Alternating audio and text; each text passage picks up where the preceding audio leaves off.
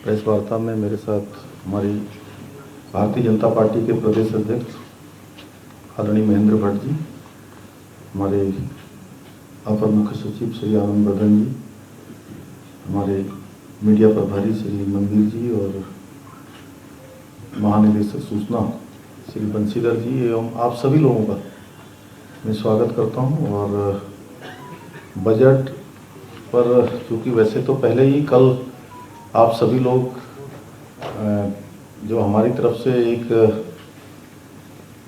Budget पर प्रतिक्रिया जानी थी वो चली गई है, लेकिन आज संक्षिप्त रूप में फिर भी चूँकि कुछ उत्तराखंड से संबंधित और जो देश के बजट में प्रमुख रूप से जिन चीज़ों को लिया गया है उनकी चर्चा करने के लिए आप सबके समक्ष आप सबको आज यहाँ पर संवाद और मैं कहूँ कि एक मिलन भी है। बहुत दिनों से मिलन भी नहीं हो पाया और इसके साथ साथ यह भी हमने तय किया था कि आज चंद्रशेखर जी आज ये तय किया हम लोगों ने कि पिछले दिनों एक मिलेट का भोज यहाँ पर रखा गया था कृषि मंत्रालय के द्वारा। उस दिन आप लोगों की संख्या पूरी नहीं हो पाई थी और हमने तय किया कि आज एक पंथ दो काज, ये दोनों एक साथ हो जाएं और आप लोग आए, आपका स्वागत है।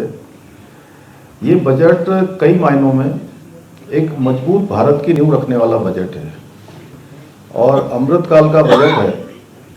इस बजट में इस स्वर्णिम काल में, जिसको अमृत काल हम कह रहे हैं, ये भारत का स्वर्णिम काल भी है।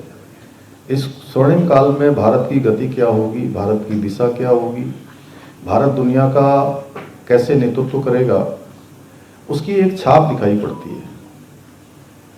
जहां 2014 में जब प्रधानमंत्री के रूप में आदरणीय मोदी जी ने काम करना शुरू किया था, तब से लेकर अगर हम आज तक का आकलन करें तो प्रति व्यक्ति आय जस्ट उसके दुगना हो गई है।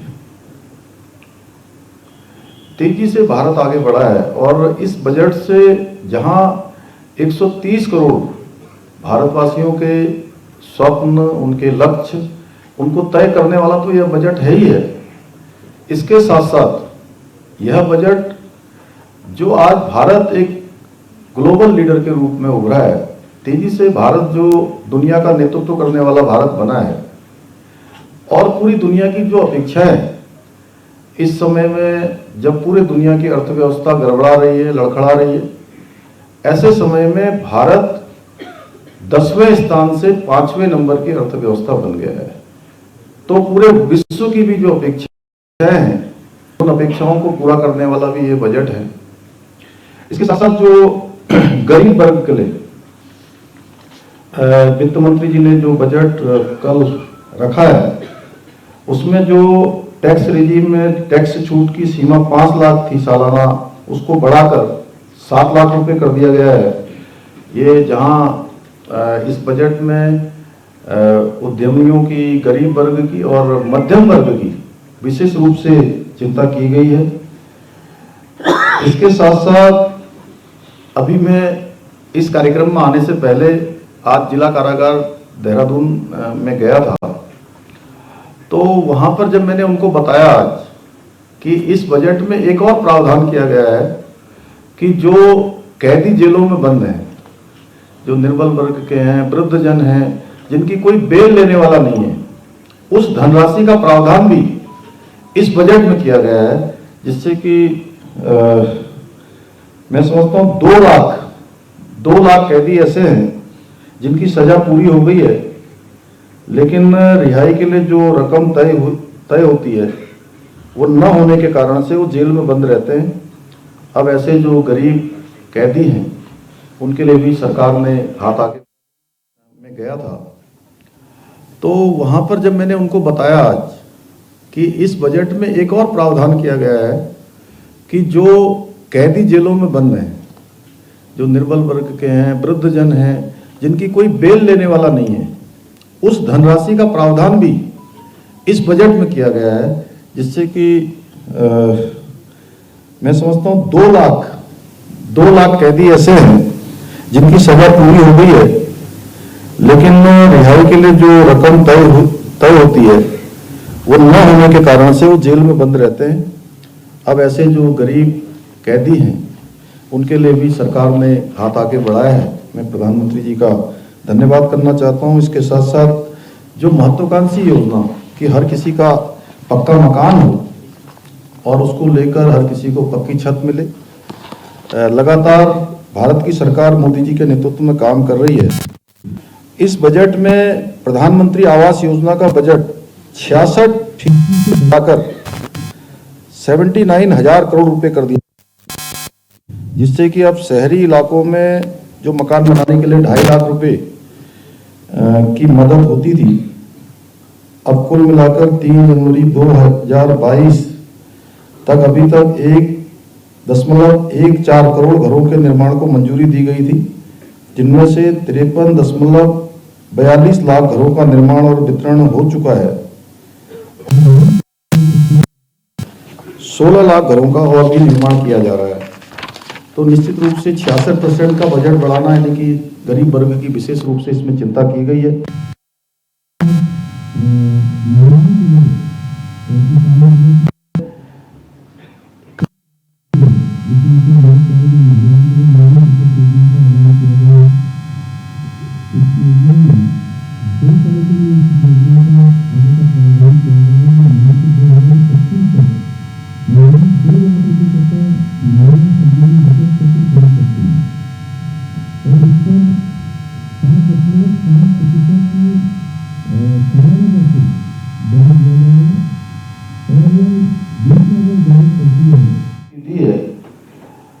और इससे जहां मोटे अनाज को बढ़ावा देने के लिए ये अन्न योजना प्रारंभ की गई है, वहीं किसानों की खेती की योजना में बनाने में बीमा, कर्ज, मार्केट इंटेलिजेंस और कृषि आधारित उद्योगों तक पहुंचने में भी निश्चित रूप से इससे मदद मिलेगी। उत्पादन क्षमता भी बढ़ेगी और लाभ कमाने की भी क्षमता बढ़ेगी। जहां समर्थन मूल्य घोषित किया गया है, उससे निश्चित रूप से ये दोनों ही प्रकार के फायदे होंगे और किसान और सरकार दोनों के बीच में समन्वय भी बढ़ेगा और इससे एग्रीकल्चर एक्सीलेटर फंड बनाया जाएगा, जिसके तहत स्टार्टअप को भी बढ़ावा मिलेगा। सरकार ने इस बजट में मत्स्य संपदा की भी नई उपयोजना में 6,000 करोड़ के निवेश का फैसला लिया है।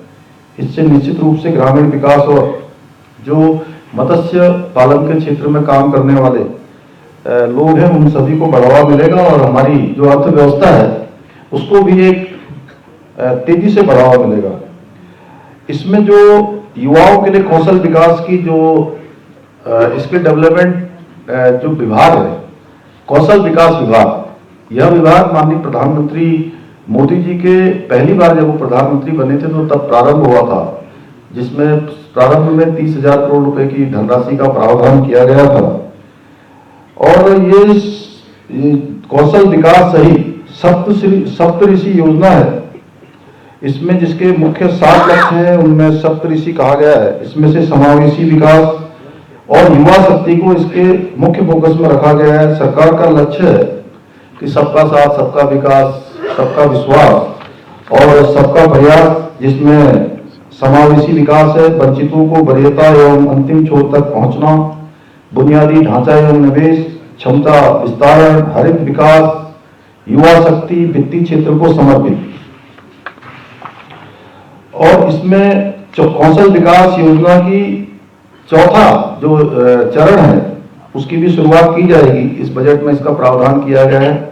युवाओं को अंतर्राष्ट्रीय अवसरों के लिए कौशल प्रदान करने के लिए 30 स्किल इंडिया नेशनल सेक्टर खोले जाएंगे। इसके अलावा भी छात्रों के लिए और जो हमारे नौजवान युवा हैं उनके लिए विशेष घोषणाएं की गई हैं।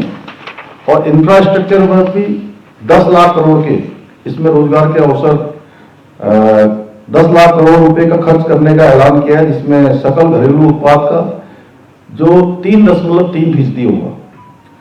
इसके अंतर्गत चूंकि उत्तराखंड में भी, मैं उसको अलग से भी अभी बताऊंगा, तो 50 एयरपोर्ट्स, हेलीपोर्ट्स, वाटर एरोड्राम्स और एडवांस लैंडिंग जोन्स का भी कायाकल्प किया जाएगा। निजी स्रोतों से 15,000 करोड़ रुपए सहित और 75,000 करोड़ रुपए के निवेश के साथ स्टील, बंदरगाहों, उर्वरक, कोयला, खाद्यान्न क्षेत्रों के लिए 100 महत्वपूर्ण परिवहन बुनियादी ढांचा परियोजनाओं की पहचान की गई है। इस तरह से बंद हो गया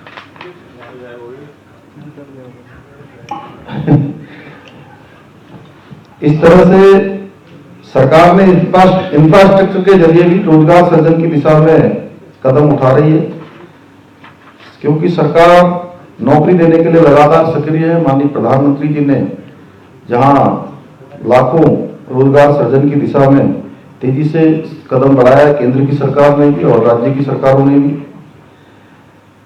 इससे व्यापक आर्थिक स्थिरता को भी और मजबूत करने पर भी यह बजट मुख्य रूप से केंद्रित है। आदिवासी और दलित समुदाय के लिए भी इस बजट में विशेष जो प्रावधान किया गया है,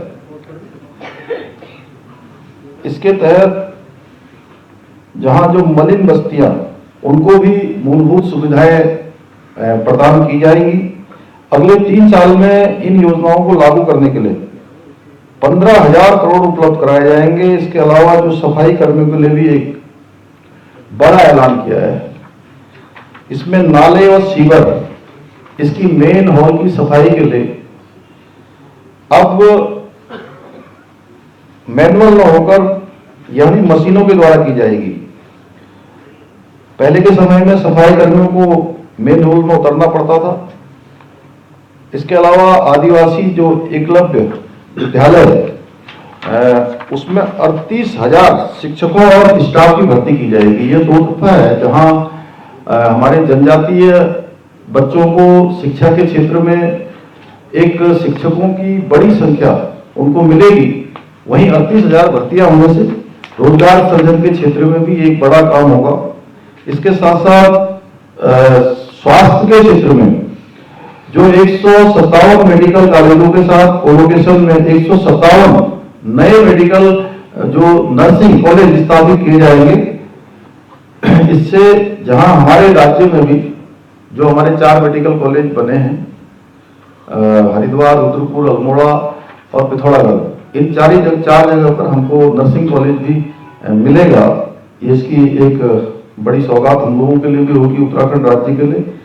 और साल 2047 तक स्किल सेल एनीमिया को खत्म करने के लिए इसको मिशन स्थापित किया जाएगा।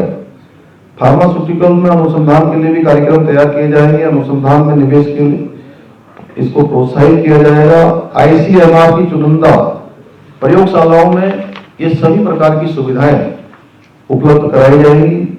शिक्षा के क्षेत्र में जहां नर्सिंग कॉलेज और आदिवासी इलाके में एकलव्य स्कूल खोलने का ये प्रावधान किया गया। और पिछले दिनों मैंने भी जो भारत सरकार के आदिवासी मंत्रालय के, जनजाति मंत्रालय के मंत्री हैं अर्जुन मुंडा जी, उनसे अनुरोध किया था कि क्योंकि पहले से हमारे यहाँ भी 3 जगह पर एकलव्य विद्यालय हमारे अभी चल रहे हैं। एक कालसी में है, खटीमा में है, बाजपुर में, और एक मुंशियारी क्षेत्र में भी एक खोले। मैंने उनसे अनुरोध किया था। तो इसमें जहां भारत सरकार ने फैसला किया है, इस बजट में उनकी इस बात का प्रावधान किया गया है कि नए कॉलेज खोले जाएंगे, तो हमें भी यहाँ उत्तराखंड में भी एक कॉलेज इसका मिलेगा। इसके अलावा ग्रामीण इलाके में डिजिटल लाइब्रेरी बनाने की भी जो घोषणा की है, वो मेडिकल एजुकेशन में मल्टी डिसिप्लिनरी स्टडी के लिए मटेरियल की व्यवस्था की जाएगी। टीचर ट्रेनिंग के लिए अगले साल तक आधुनिक टीचर्स ट्रेनिंग सेंटर भी खोले जाएंगे। देश के टॉप शिक्षा संस्थानों में से 3 जो excellence for artificial intelligence centres खोले जाएंगे। इसमें प्राइवेट प्लेयर्स की रिसर्च एवं डेवलपमेंट के लिए भी भागीदारी बढ़ाए जाने का प्रावधान किया गया है। निश्चित रूप से ये शिक्षा के क्षेत्र में एक बड़ा काम होगा। इसके साथ साथ जो छोटे व्यापारी से उद्योगपति तक के लिए इस बजट में विशेष रूप से जहां महामारी से प्रभावित MSME को राहत दी जाएगी। संविदागत विवादों के निपटान के लिए भी स्वैच्छिक समाधान योजना भी लाए जाने का प्रावधान किया है। इससे आपसी जो विभाग और संबंधित जो समूह होगा या संस्थान होगा या जो भी व्यक्ति होंगे, उनके आपसी समन्वय से इस समाधान योजना से उनका समाधान निकाला जाएगा। इस तरह से सरकार ने छोटे व्यापारियों को भी लाभ देने का इसमें प्रावधान किया है। कारपोरेट टैक्स को 18% से घटाकर 15% करने का निर्णय लिया है। इससे छोटे कारोबारियों के साथ साथ जो कारपोरेट जगत है उसको भी अच्छे अवसर प्रदान किया जाएगा। छोटे कारोबारियों ने टैक्स स्लैब में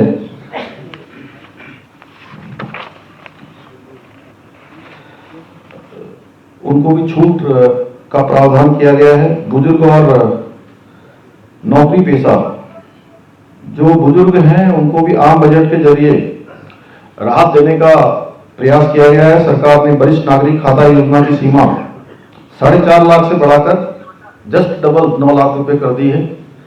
यानी सीनियर सिटीजन स्कीम में अधिकतर अब 4.5 लाख की जगह 9 लाख रुपए जमा कर सकेंगे और संयुक्त खाते में अधिकतम जमा रकम की सीमा बढ़ाकर 15 लाख रुपए कर दी गई है। वहीं नौकरी पेशा लोगों के लिए नए टैक्स स्लैब में 7 लाख रुपए तक की छूट और सालाना 9 लाख रुपए की कमाई पर 45,000 रुपए टैक्स देने होंगे। न्यू टैक्स रिजीम में 15.5 लाख तक की इनकम पर 52,500 रुपए स्टैंडर्ड डिडक्शन दिया जाएगा, जो न्यू टैक्स रिजीम में पहले से सरचार्ज घटाकर 25% कर दिया गया है। अंत में जो इस बजट के बारे में कि ये बजट नए भारत के सपनों को साकार करने वाला बजट है, इसकी रूपरेखा, इसकी एक कवायद की गई है और अमृतकाल का विजन जो तकनीकी, साइंस एंड टेक्नोलॉजी, ज्ञान आधारित अर्थव्यवस्था का निर्माण करना है, एक मजबूत भारत का निर्माण करना है, इसकी एक मजबूत नींव रखने का काम और ज्ञान आधारित अर्थव्यवस्था का निर्माण करना है। साथ ही बच्चों के लिए भी देश भर में डिजिटल नेशनल लाइब्रेरी बनाए जाने का जो प्रावधान किया गया है वो शहर और गांव दोनों ही जगह पर होंगे। आर्टिफिशियल इंटेलिजेंस में भारत को बढ़त दिलाने के लिए देश में 3 सेंटर ऑफ एक्सीलेंस भी बनाए जाने का इसमें प्रावधान किया गया है। इसका उद्देश्य है कि आर्टिफिशियल इंटेलिजेंस के क्षेत्र में देश के युवाओं को पढ़ाई का विश्व स्तरीय जो ज्ञान है उनको प्राप्त हो, विश्व स्तरीय जो शिक्षा है वो उनको प्राप्त हो और आधुनिक युग के पैमानों पर अब भारत ने हर क्षेत्र में ये तय किया है कि किसी भी क्षेत्र में भारत पिछड़ेगा नहीं, यानी कि भारत दुनिया का नेतृत्व करेगा। हर भारतवासी के मन में इस प्रकार का एक विचार, इस प्रकार का संकल्प भारत की सरकार ने इस बजट के माध्यम से निश्चित रूप से प्रस्तुत किया है और इसी को लेकर एक आधुनिक भारत का निर्माण, एक भारत श्रेष्ठ भारत का निर्माण, माननीय प्रधानमंत्री जी को मैं इस बजट के लिए धन्यवाद देता हूं और निर्मला सीतारमण जी को भी शुभकामनाएं और बधाई देता हूं कि उन्होंने एक शानदार बजट तैयार किया है। और इस बजट से चूंकि ये मुख्य बिंदु थे, इसके साथ साथ जो राज्य के लिए जो हमारे लिए विशेष रूप से उत्तराखंड राज्य के लिए इस बजट से जो भविष्य में हमको बड़े लाभ होने, उसमें जहां केंद्रीय करों में राज्य का अंश है वो बढ़ गया है और पिछले वर्ष की तुलना में 25% की इसमें वृद्धि हुई है। गत वर्ष तक हमको केंद्रीय करों में राज्य को लगभग 9,000 करोड़ रुपए प्राप्त होते थे, जो लगभग अब बढ़कर 11,420 करोड़ हो जाएगा। लगभग 2,500 करोड़ की हमको अधिक धनराशि प्राप्त होगी। इसके साथ साथ जो राज्यों के लिए 50 वर्ष के लिए दिए जाने वाले ब्याज मुक्त ऋण को भी 1 वर्ष के लिए पुनः विस्तारित किया गया है और प्रदेश के लिए यह महत्वपूर्ण अवसर है कि इस वित्तीय वर्ष में लगभग 1,000 करोड़ रुपए इस योजना से भी हमको प्राप्त होंगे। प्रदेश के लिए जहां कृषि का क्षेत्र हमारे लिए अत्यंत महत्वपूर्ण है और इस क्षेत्र में ऋण की बढ़ोतरियों में मोटा अनाज और स्टार्टअप को जो बढ़ावा दिया जाने का प्रावधान किया है, उससे उत्तराखंड राज्य को विशेष रूप से इसका लाभ मिलेगा। और साथ ही जो 50 नए डेस्टिनेशन यानी कि 50 जो नए पर्यटन स्थल विकसित करने के अभी इस बजट में प्रावधान किया गया है और इस डेस्टिनेशन में सभी प्रकार की मूलभूत सुविधाएं प्रदेश में हमारे प्रदेश में भी नए पर्यटन स्थल विकसित इससे होंगे, जहां स्वदेश दर्शन योजना से देश के प्रथम गांव को, यानी कि जो देश के, जिनको हम अभी तक अंतिम गांव कहते थे, माणा की अपनी जो प्रधानमंत्री जी की यात्रा थी, उस यात्रा में उन्होंने ऐसे जितने भी हमारे सीमांत के गांव हैं, उन सभी गांवों को प्रथम गांव की संज्ञा दी थी। तो उन सभी को इस योजना से पर्यटन से जोड़ने में विशेष हमको सहायता मिलेगी और स्थानीय उत्पादों को प्रोत्साहन और बिक्री के लिए प्रदेश में भी एक जो यूनिटी मॉल की उन्होंने बात करी है, यूनिटी मॉल हम भी स्थापित करने की दिशा में आगे बढ़ेंगे।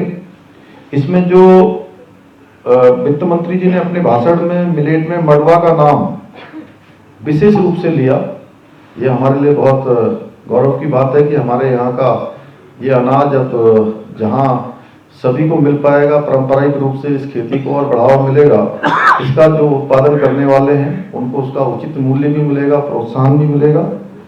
और हमारी सरकार भी इसके उत्पादन को बढ़ाने में लगातार प्रयास कर रही है। हमारे यहाँ रामदाना का भी उत्पादन किया जाता है। अन्न श्री योजना से इन अनाजों को उत्पादन करने वाले किसानों को फायदा होगा और उनको प्रोत्साहन मिलेगा। 4 नए नर्सिंग कॉलेज हमको मिलेंगे। बजट में नई फार्मा लैब सेक्टर में भी, जहाँ चूंकि फार्मा के क्षेत्र में हमारे यहाँ पहले भी बड़ी संख्या में यहाँ पर फार्मास्यूटिकल्स और फार्मा कंपनियां स्थापित हैं, जो पूरे देश में सर्वाधिक हैं। और इससे जहां निवेश को बढ़ावा मिलेगा, वहीं नर्सिंग में जो दक्ष युवा है उन सभी को भी रोजगार के अधिक अवसर उपलब्ध होंगे। टियर 2 और टियर 2 शहरों के 3 के विकास के लिए राष्ट्रीय आवास बैंक से भी बजट का इसमें प्रावधान किया गया है। इससे उत्तराखंड के शहरों में जो हमारी बुनियादी सुविधाएं हैं, आधारभूत संरचनाएं हैं, उनको मजबूत करने में और उनके विकास में हमको विशेष रूप से सहायता मिलेगी। और इसमें जो एक अच्छा ये प्रावधान किया गया है कि देश के अंदर 50 नए एयरपोर्ट स्थापित करने का भी इस बजट में प्रावधान किया गया है। इससे हमारे प्रदेश के भी नए एयरपोर्टों का विकास हो सकेगा और नए हेलीपोर्ट बन सकेंगे। इस योजना से हमारे यहाँ पर पर्यटन और रोजगार दोनों के अवसर उपलब्ध होंगे।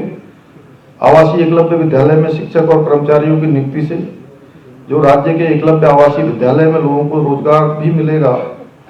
पुराने जो हमारे पहले से चलने वाले जो विद्यालय हैं, उनमें शिक्षकों की जो कमी है वह भी पूरी होगी और बच्चों को अच्छा शिक्षा भी प्रदान होगी।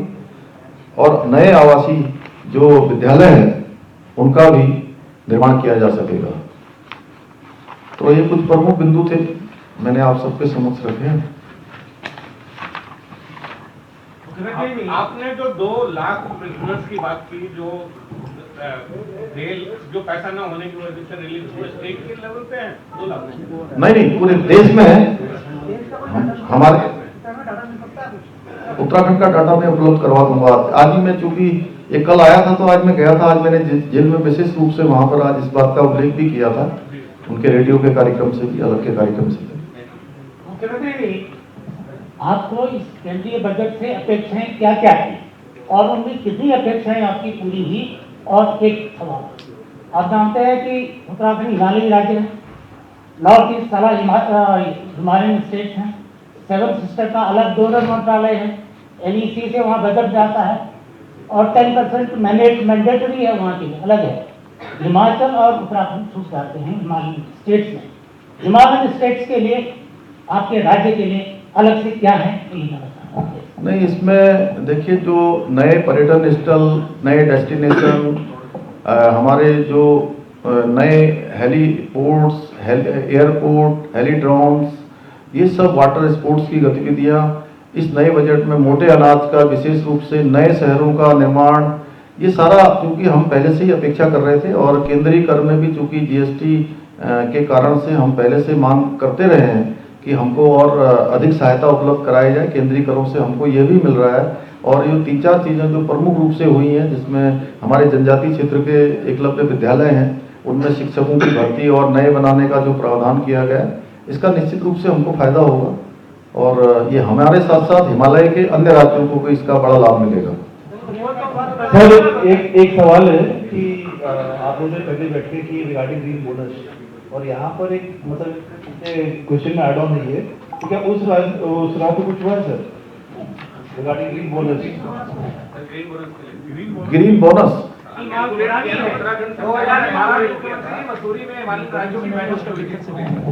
उत्तराखंड सरकार ने अभी चूंकि जो सामान्य बजट प्रस्तुत हुआ है उसमें जो बिंदु आए हैं हम लोग उस पर कर रहे हैं, लेकिन ये जो ग्रीन बोनस की बात है ये मैं जो नीति आयोग और हमारी अन्य जो बैठकें होती हैं उन सब बैठकों में मैंने इसको अपनी तरफ से भी रखा है, अन्य राज्यों के भी प्रस्ताव हैं और मैंने अनुरोध किया है कि इस पर जरूर हम लोगों को वो किया जाए, क्योंकि जो हमारे यहाँ की एक चीज़ है जो इसका मैं उल्लेख करता हूँ और आप सबके सामने भी करना चाहता हूँ कि जो हमारे यहाँ की पॉपुलेशन है वो पॉपुलेशन हमारी 1,25,00,000 है जय सिंह जी भाई साहब, और हमको जो है हर साल यहाँ पर 6 करोड़ से भी ज्यादा जो फ्लोटिंग पॉपुलेशन है, आने जाने वाले लोग हैं, उनके लिए भी सब व्यवस्थाएं करनी पड़ती हैं। इसलिए मैंने हमेशा ये कहा है कि केवल हमारी इस पॉपुलेशन को ध्यान में रखकर उसको भी ध्यान में रखकर हमारे लिए और दूसरे जो प्रदेश हैं उन सभी के लिए अलग अलग प्रकार की जो व्यवस्थाएं होनी चाहिए कि सभी के लिए एक प्रकार का प्रोग्राम नहीं होना चाहिए। एक प्रकार की जो वहाँ से जो चलने वाली स्कीमें हैं उसको निश्चित रूप से वहाँ की स्थितियों के अनुसार उसको उतारना चाहिए। मैं पहले अनुरोध कर चुका हूँ। केंद्र सरकार ने भी उचित स्थान दिया है, लेकिन जो मोटा अनाज पैदा करने की बात आती है उत्तराखंड में उसका रकबा धीरे धीरे कम हो रहा है, पैदावार कम हो रही, कृषि जो है बंद हो गई है। क्या उसके लिए उत्तराखंड सरकार कोई इनिशिएटिव लेगी, कोई प्रोग्राम करके खेती को बढ़ावा देने के लिए कोई कार्य करेगी? नहीं, इसको लेकर क्योंकि हमारे यहाँ पर देखिए पर्वतीय क्षेत्रों में और एक बड़ी चीज ये आई है कि इस समय जो जंगली जानवर हैं, हमारे बंदर हैं, उनके कारण से काफ़ी परेशानियों का सामना करना पड़ रहा है। उसके लिए हमने अलग से अभी धनराशि का प्रावधान किया है और हमारी पिछले दिनों वन विभाग वालों का जो वन सप्ताह हुआ था और हमारा जो यहाँ कार्यक्रम चला था, मसूरी में 3 दिन का चिंतन चला था, उस पर हम लोगों ने इस पर विशेष रूप से फोकस किया है कि कैसे इस समस्या से सब लोग मिलकर कैसे उभरे कि हमारे किसानों को जो बड़ी परेशानियों का सामना करना पड़ता है, जिसके कारण से लोग आज उन पुराने जो परंपरागत रूप से करी जाने वाली कृषि इसमें मोटा अनाज है उससे दूर हो रहे हैं। एक बात, डिजास्टर सेंसिटिव स्टेट है हम, तो सीएम साहब आपने इस मामले में कोई एस्पिरेशन किया था कि भाई हमको कुछ मिले, क्योंकि डिजास्टर लगातार यहाँ हम लोगों के होते हैं। दूसरा टनकपुर बागेश्वर रेल लाइन है और जो ऋषिकेश से आगे जो रेल लाइन का जो था उसमें बजटरी एलोकेशन नहीं है।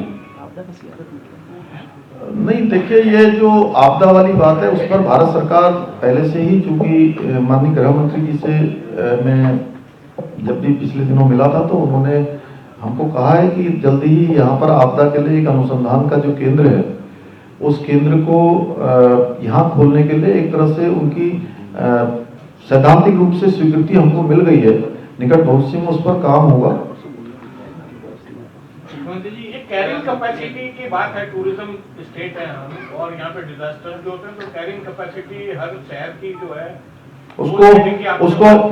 उसको मैंने पिछले दिनों बोला है, जब से जोशीमठ में जो हमारे यहाँ पर जो दरारें आई थी और उसके बाद कि हमारे जितने भी शहर हैं ये जो पहाड़ों पर इस प्रकार से हिमालय रीजन में बने हुए हैं उनकी कैपेसिटी कितनी है, अगर वो पूरी हो गई है, धारण करने की क्षमता समाप्त हो गई है तो हम उस पर विचार करेंगे। लेकिन हमने यह भी कहा है साथ साथ कि उत्तराखंड के अंदर जितना भी जो भी विकास है वो विकास हम इकोलॉजी और इकोनॉमी दोनों का समन्वय करते हुए, दोनों का संतुलन बनाते हुए और किस गति से करना है उस सब पर काम चल रहा है। क्योंकि अभी 8 भारत सरकार के और अन्य हमारे सभी संस्थान मिलाकर 8 संस्थान वहां पर अपना सर्वेक्षण कर रहे हैं, अपना अनुसंधान कर रहे हैं। उनकी रिपोर्ट आ जाएगी तो उस रिपोर्ट के बाद जो है हम आगे उसको बढ़ाएंगे।